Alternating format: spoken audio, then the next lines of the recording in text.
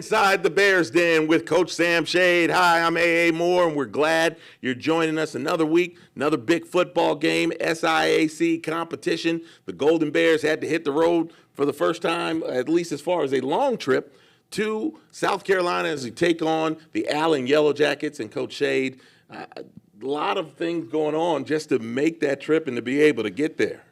Well, Friday was definitely an adventure. We left Birmingham. We left Fairfield around 10:30 a.m. and didn't get to our hotel until around 9:30 p.m. So, a lot of that obviously had to do with the hurricane that was going on. There was a lot of stuff on the east side of Atlanta, between Atlanta and Augusta, trees down, things like that. So just a lot of delays in our travel. Good thing those buses are diesel because, we were sitting in traffic for a long time, stuff like that. So, I applauded our team, especially being able to go on the road, a long trip, and face some of that adversity that we faced and, be able to go up there and focus and come away with a win. And, Coach, when you have those kind of things that happen prior to the game, is it tough to get your guys back focused, or maybe what do you do to get them back focused? Well, in coaching, I learned a long time ago that you have to put your team in situations that are a little bit uncomfortable, situations that might not come up. So we throw things at them all the time, off-season workouts, spring practice, training camp. We throw situations. We might change, say we might do a 2-minute situation at the very beginning of practice. Normally that's at the end of the second quarter or fourth quarter. So we throw things around, and I call it sudden change. And I tell the players, look, man, in life, not just in football, but you're going to have to handle some situations that you felt like should have went one way, but they go another way. And so on Saturday morning, it was crazy. We had our first team meeting, and the guys were like, sudden change, Coach. I mean, they knew what I was going to say already. Look, we got to handle sudden change. So that's what it was. Well, it's great to have a team that's dialed in, and when they got on the field, that's certainly how they looked. And when we come back, we'll start breaking down some of the game against Allen where Miles was able to get back into the win column. You're watching Inside the Bears Den with Coach Sam Shade.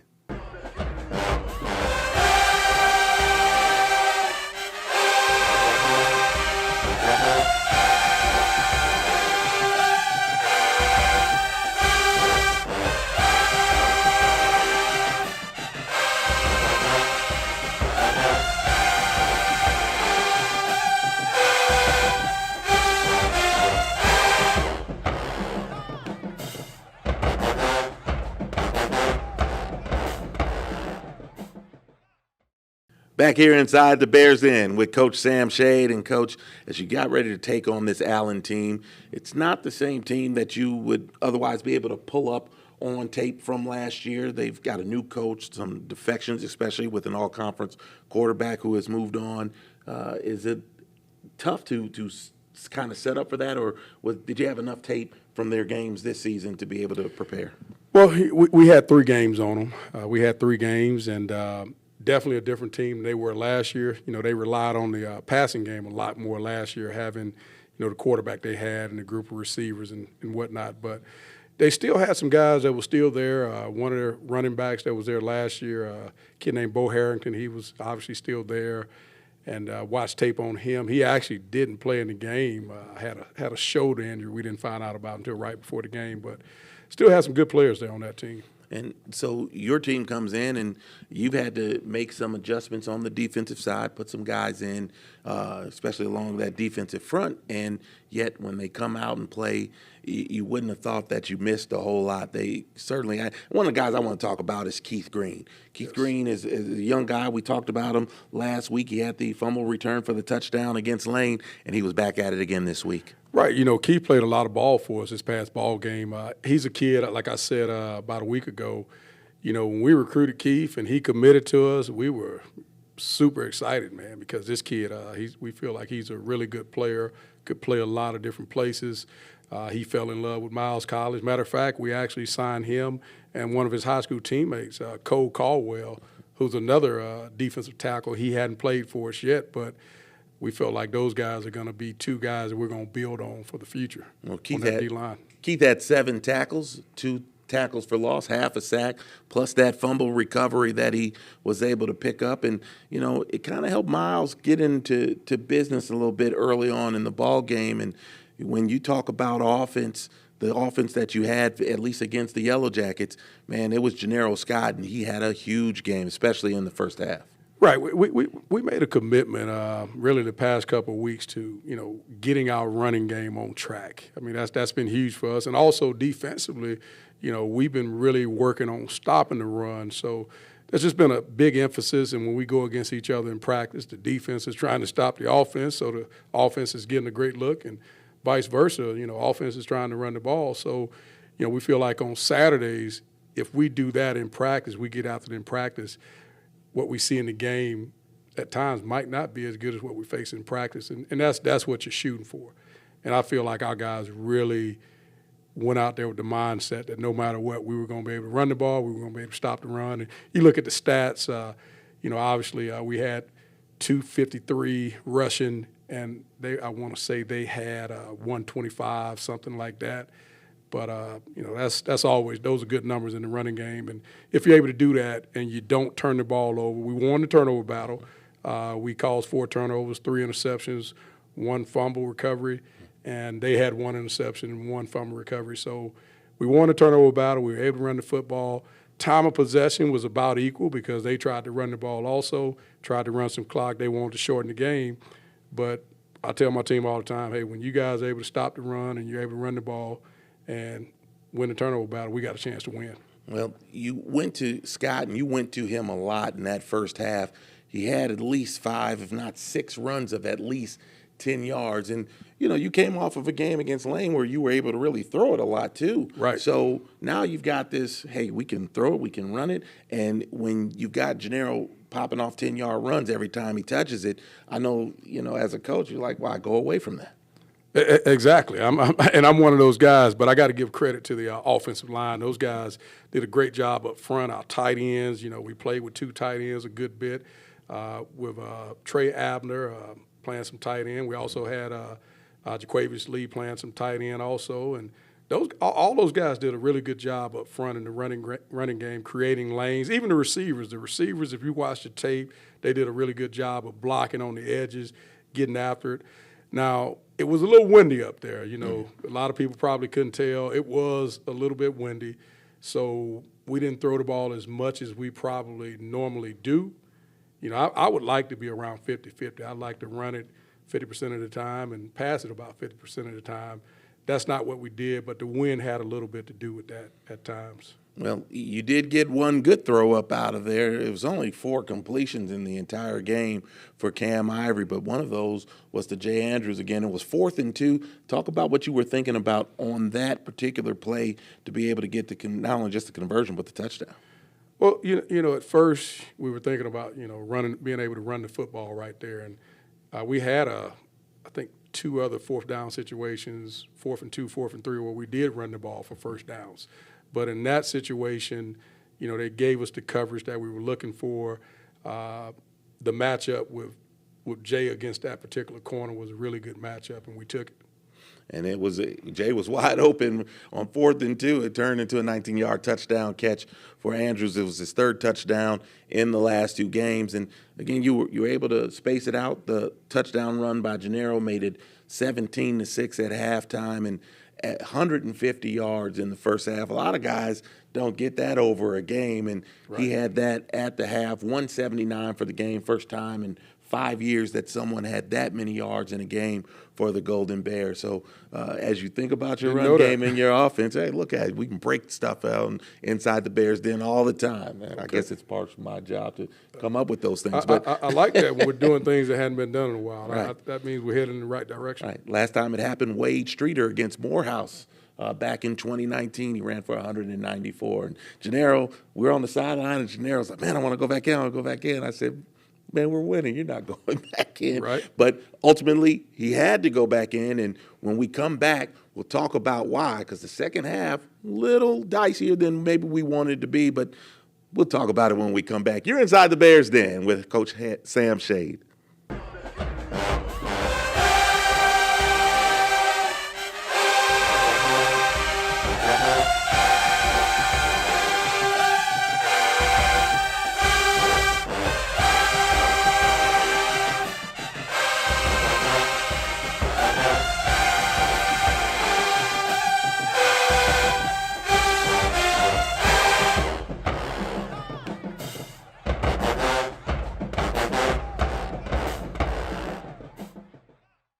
Inside the Bears Den with Coach Sam Shade. I'm A.A. Moore, and we'll get back with Coach Shade and talk some more football as far as the Miles Golden Bears are concerned in just a moment. But first, we've got a great coach here who's our defensive coordinator, assistant head coach, and he's been doing this quite some time. Has been a star on and off the field. Our defensive coordinator, Chris Shellen. Coach, how are you? I'm fine. How you doing today? I'm good. Yeah, you know, you come here and we talked a little earlier about some of the travails that the team went through. You've been through a lot of the battles and things like that on the field and also off the field as a coach. Talk about the resiliency that you see out of your defense and out of these players in dealing with some of the things that have come up this year. Well, that's one of the things that we definitely talk about as a defense, that we're always going to be put in an adverse situation.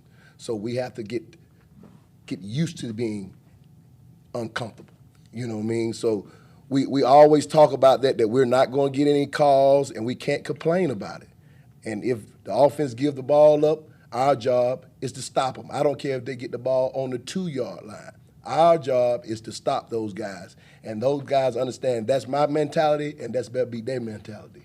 And that's how they played this year, especially last couple of games. And you've got a couple of guys, several guys actually, who have come in. They've been leaders, especially considering how the change happened here a couple of years ago. And now you've got guys who've been in this program and you all's program for a couple of years. How does it feel to coach those guys and watch them be leaders on the field and off? Well, definitely they're growing. You know, they're growing into what me and Coach Shade, we believe in and what we teach. You know, be resilient, you know, and that's what we really want. Guys that are resilient and just really want to go out and fight and fight a battle and just go to win the game. Whatever it takes, go out there and get it.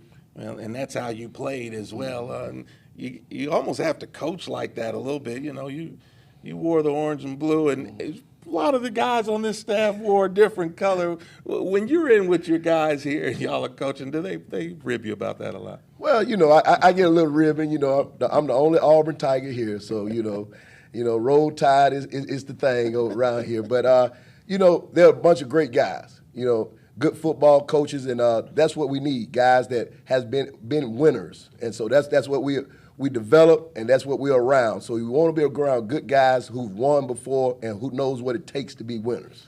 And when you think about your career and how you've been able to take that and bring it here, talk about your experiences and how you've been able to bring that into your coaching. Well, like I tell those guys, I wish I could play. You know, I want you to take on my mentality, my mantra. So that's how I coach. I coach very hard, very tough, and I want my guys to be hard and tough-nosed guys. You know, one thing about me, like I tell them every day, we're in Africa. And what you do in Africa, when you wake up, you better be running. We're going to be running to that ball. So as your coaching style, as you put that in on this staff, and you've got some assistants, people who work on different parts of the defense, obviously, they've all been winners too.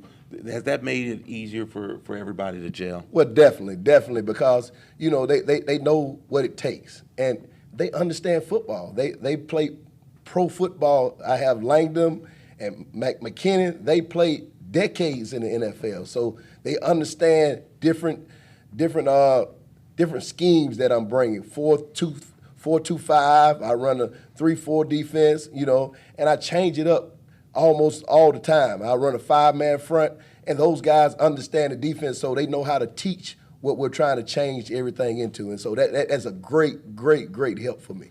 And so as you look forward in what you want to do next, obviously you've got a great group of guys here. There's a chance for an SIAC championship. What else would you like to do in coaching? Well, one day I would love to be a head coach. You know, that's my mentality, but my goal is to be a D1 football coach. You know, that's where I always wanted to be, and the goal is to coach in the SEC one day. Well, he's played in the SEC, and he did a great job there. He's doing an outstanding job here with the Miles Golden Bears. Our defensive coordinator, assistant head coach, Chris Shellen. Thank you, Coach, for joining us here on Inside the Bears. Thank you, and you have a great day. All right, and when we come back, we're going to break down the game against Allen a little more with Coach Say. You're watching Inside the Bears Den.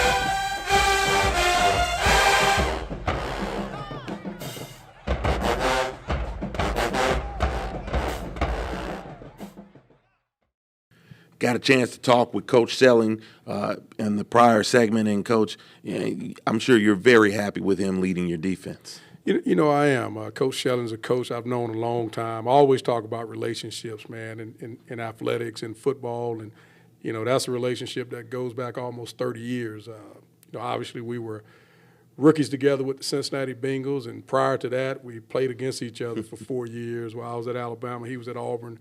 And there's a lot of respect, you know, in that rivalry. People don't believe that. And I tell people, look, hey, man, I don't discriminate. Look, I hired Coach Shelling, man. He's an Auburn guy. So, yeah. Well, he certainly is in charge of the defense, and we talked about it. That defense really came to play, that front four, front seven. But even before we get to them, let's talk about your young guys. We talked about Keith Green at the start, but you talked about how you've got guys that you think are very good, can play, especially in the back half of your defense. They just need to get more looks. And as those looks are coming, you're starting to see plays. Jeremiah Hudson-Davis had another interception. Donshea Gaither had an interception. You know, we talked about LaShawn Young a couple weeks ago. Man, talk about those young guys. And, you know, here we are 4 weeks into the season, and now these are starting to be guys you can lean on. Well, you know, you're absolutely right. Same thing. I looked out there at one point during the game, and I'm like, okay, we've got Keith Green, true freshman, on the D-line playing. Another true freshman that's getting a lot of play time up front, particularly because Zion Sharp, and I have to mention, you know, one of our seniors starting defensive tackles did not make the trip to Allen because, unfortunately, he lost his grandmother last weekend, so he didn't make the trip. So some of those young guys like Kamani Merrill, young guy from Madison Academy High School up in the Huntsville area, plays D-tackle. He had to play a good bit, true freshman.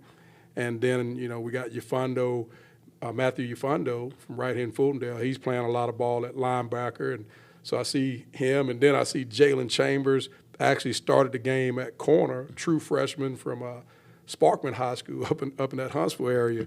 And you look out there and you got 4 true freshmen that are playing, man. And But I tell you what, they've done it in practice. The coaches have done a great job bringing those guys along, developing those guys in a short period of time, and they've gotten better each game. You know, because they weren't ready the first ball game. They played a little bit, they weren't quite ready. We had to force them into play, and they've gotten better each week. And then you do look at the veterans that you have out there.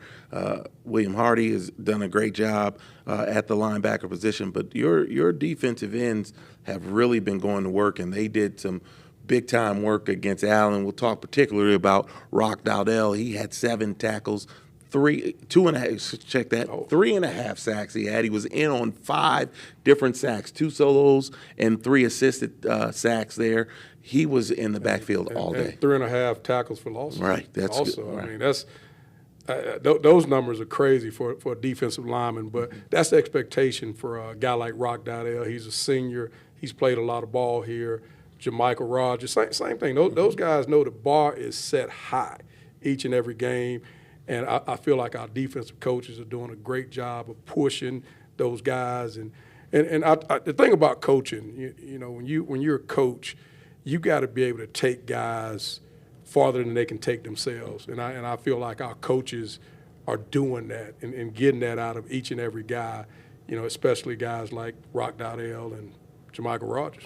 Well, you've got 6 interceptions in the last 2 weeks. You're getting a bunch of sacks as well. Talk about how those things kind of work in concert.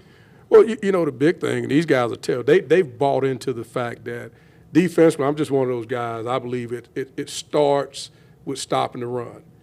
And the last 2 weeks, you look at it, you know, the Lane game, it wasn't like the Allen game. We gave up some runs in that game, but, you know, we still won the rushing battle. But they understand you've got to stop the run before you can even earn the right to play the pass. So if you want to rush the passer, then you've got to go stop the running game up front so those D linemen, they understand that and they get that job done. And I think the backers and the secondary have bought in also, because you start to see, obviously our backers are making a lot of tackles around the line of scrimmage, and our secondary support guys are making plays in the run game when they have to. When their numbers call, they're coming up and making the plays they've got to make, and they understand that that's when people are going to have to throw the ball. And as a defensive back, they know in throwing situations, those guys up front are coming. And, you know, if they can play with great technique, they're going to have an opportunity to make some plays. Well, the game it never really got out of hand, but you weren't able to kind of put Allen away. And so, especially after what happened in that Lane game, what did you tell your guys on the sideline? Well, you know, I challenged the team last week. As a coaching staff, we challenged the guys. We said, look, you know, the second half of the Lane game is not our standard. You know, it wasn't acceptable. And, you know, part of our guys felt like, you know, we lost that second half of that game. You know, you do the math, they outscored us in the second half. So that was a challenge in itself with our guys going in is once we got to halftime, all right, we're at the second half now. We got to go win the second half of this ball game. And that was the challenge, and they understood that. Well, again, it ends up turning into a 20-point win, 33-13 over the Yellow Jackets. And before we put this game to bed, we don't talk about it a lot, but Roderick Smith had a outstanding ball game, at least as far as it came to punting the football. He had a field goal, certainly had one of those. He made all his extra points. But, man, he averaged over 44 yards a punt, 3 punts that were over 50 yards, and was able to flip the field a couple of times as well, put 2 of them inside the 20. Talk about the work that he's been doing and having to kind of do double duty. You know, Rod, if there's an unsung hero of the first 4 games of this season, it's got to be Rod Smith. I mean, it's got to be Rod. And the reason that I say that is because he's been forced into a situation where he's had to, like you say, not just double duty, but triple duty because, you know, he's our punter. And that's what he came here to do. He didn't come here to be our field goal kicker or our kickoff guy. You know, those are 3 different things. He's doing all 3 of them. And he's not complaining.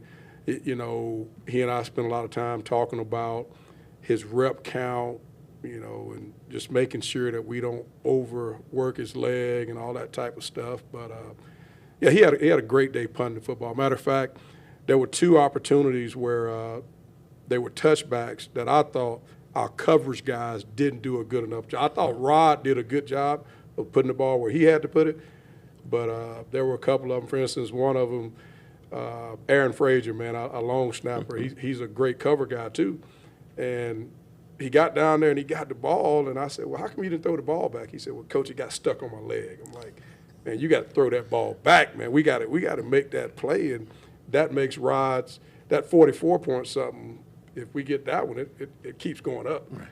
But you know, very proud of Rod, and actually we're going to have our kicker from last year. He's actually going to be coming back, Miles Torrey, this week. There was a eligibility type situation. The NCAA got everything cleared up, and he's going to be rejoining us this week. Now, look, we're getting stronger week by week, and next week the game is homecoming at Central State, and amazingly, Central State, while not necessarily having the strongest program, for some reason, they tend to give us problems when we play them. You got your first coaching win against Central State in Ohio, but they tend to put up a lot more of a fight than a lot of people realize. Well, you know, it starts with Kevin Porter. He's a guy I got a lot of respect for. You know, he played at Auburn. He's a little bit older than me. Played a long time in NFL. I thought he was a great player. We played the same position, you know, so I just have a lot of respect for Kevin Porter, and I think he does a great job, you know, as far as him and his staff. And we've just been fortunate when we've gone up there to be able to just really come out and get it rolling. You know, the ball just has bounced our way the last couple of years, I feel like. And, you know, I'm quite sure they're coming down here saying, look, you know, these guys are beating us at home 2 years in a row. You know, we got to go down there and get some get back. So I'm expecting you know, these guys to come down there and play really, really hard. They're coming off a bye week, so they'll have 2 weeks to prepare for us, that whole deal. So we got to come with our A game this week. We got to be prepared. Doesn't matter what anybody said or thought about Central State in the past. You know, we got to treat it like one of those Central State teams that play for the national championship. You know, those Hugh Douglas teams or whatever, and that's what we got to prepare for. Well, I'm sure Coach Shade and the staff will have them ready to go. Again, it's homecoming week. We're going to kick off at 4 o'clock on Saturday. To get all of your information regarding Miles, all the athletics, anything you want to know, you can go to our website, milesgoldenbears.com, or follow us on social media at Golden Bears of MC. We're on Facebook. We're on X, formerly Twitter. We're also on the Instagram. And we got a lot of good content out there going on throughout this campaign. Our golf team is playing in the SAS Championships. They won that last year. Hopefully, we've got a repeat going on. Volleyball is playing in the SIAC Western Cluster down in Mobile on the campus of Spring Hill College. You'll be able to check them out. You can follow us again on milesgoldenbears.com, or you can take a trip down there, Outlaw Center. They'll play on Friday and on Saturday. The cross country got rained out. And they were supposed to run down in Montgomery. Didn't happen. They'll be running again in a couple more weeks. Again, all the information that you want on milesgoldenbears.com. We thank you for joining us again on another great week here inside the Bears Den. We're looking to go to 3-0 in the SIAC. Coach Shade, certainly going to have our Golden Bears ready. So, again, for the coach, I'm A.A. Moore. We thank you for joining us here inside the Bears Den with Coach Sam Shade.